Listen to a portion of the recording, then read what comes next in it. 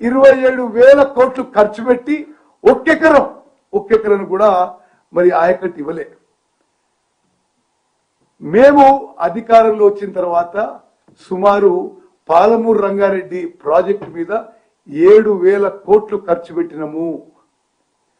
పాలమూరు రంగారెడ్డి ప్రాజెక్టుతో సహా ఉమ్మడి మహబూబ్నగర్ జిల్లాలో కల్వకుర్తి, నెట్టంపాడు, భీమా, కోయిల్ సాగర్ ప్రాజెక్టులు పూర్తి చేయడానికి కట్టుబడి ఉన్నాము. కృష్ణా బేసిన్ లో ఉన్న ఎస్ఎల్బిసి డిండి ప్రాజెక్టు పూర్తి చేయడానికి కట్టుబడి ఉన్నాము.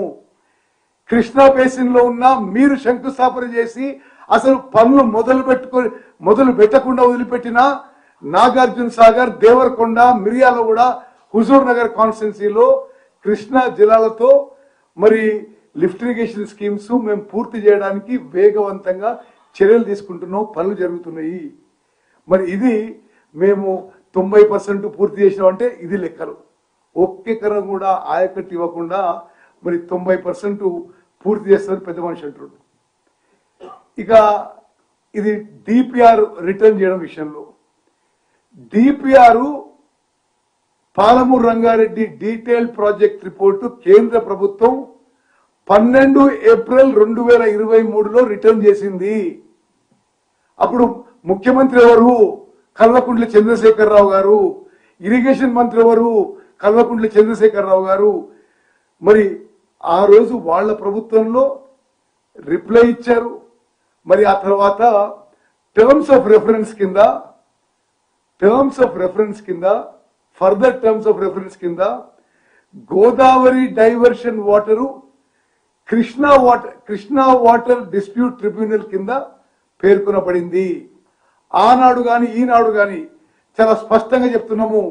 మరి మీలాగా మోసం చేసే అలవాటు లేదు మాకు.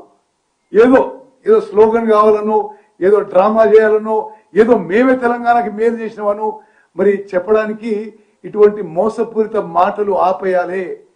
ఆనాడు గాని ఈనాడు గాని ఏనాడు కూడా 90 టీఎంసీల కంటే పాలమూరు రంగారెడ్డికి మేము తక్కువ అడగలేదు. మీరిచ్చిన జియోకి అనుగుణంగానే 45 టీఎంసీలు ఫస్ట్ ఫేజ్ లో సేవింగ్స్ ఇన్ మైనర్ ఇరిగేషన్, 45 టీఎంసీలు మరి డైవర్షన్ ఆఫ్ గోదావరి వాటర్లు ఇవ్వమని చెప్పి అడగడం జరిగింది. అదేవిధంగా ఆ ఫర్దర్ 45 టీఎంసీ ఇప్పుడు కృష్ణా ట్రిబ్యునల్లో ఉన్నాయి. మీకంటే చాలా సమర్థవంతంగా కృష్ణా జలాల విషయంలో మేము ట్రిబ్యునల్లో పోరాడుతున్నాము.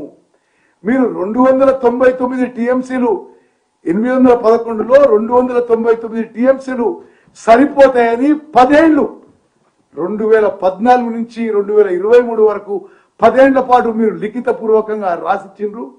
మేము అధికారంలో రాగానే ఇది మేము ఒప్పుకోము. కృష్ణా ట్రిబ్యునల్లో catchment area, population, drought area అనేక సైంటిఫిక్ రాషనల్ ఫ్యాక్టర్స్ లో ఏ విధంగా తెలంగాణకి మరి 500 కంటే ఎక్కువ టీఎంసీలు ఇవ్వాలి అని చెప్పి కృష్ణా ట్రిబ్యునల్ హియరింగ్ లో వినిపించిన జనం అందరికీ తెలుసు. మేమేమో కృష్ణా నదీ జలాల్లో తెలంగాణ ఇంట్రెస్ట్, తెలంగాణ రైతాంగాన్ని కాపాడడానికి ప్రయత్నం చేస్తే మీరు మీ హయాంలో 512 టీఎంసీ మీరు ఆంధ్రాకి రాయించిన మాట వాస్తవమా కాదా? రేపు ఆ డేట్స్, ఆ ఫిగర్స్, ఆ డాక్యుమెంట్స్ రేపు రిలీజ్ చేస్తున్నాను. అదేవిధంగా ఆయన మరి నేనేదో 45 టీఎంసీ ఒప్పుకున్నట్టుగా అబద్ధాలు మాట్లాడుతున్నాడు.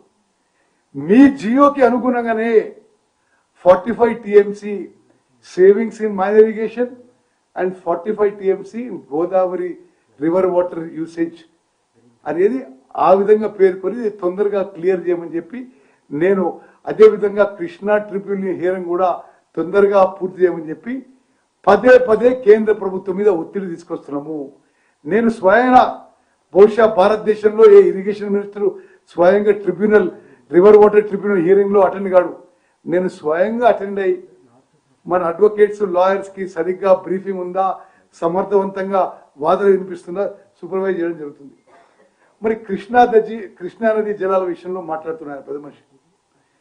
నేను ఇలా షార్ట్ గా చెప్తున్నా, రేపు మొత్తం అంకెలు, డేట్స్, ఫిగర్స్ మరి అన్నిటితో రేపు విడుదల చేస్తే లేట్ అయిపోయిందని 2014 కంటే ముందు, అంటే కేసీఆర్ ముఖ్యమంత్రి కాకుంటే ముందు కృష్ణా నదీ జలాలు అక్రమంగా ఆంధ్రప్రదేశ్ తరలించకపోవడానికి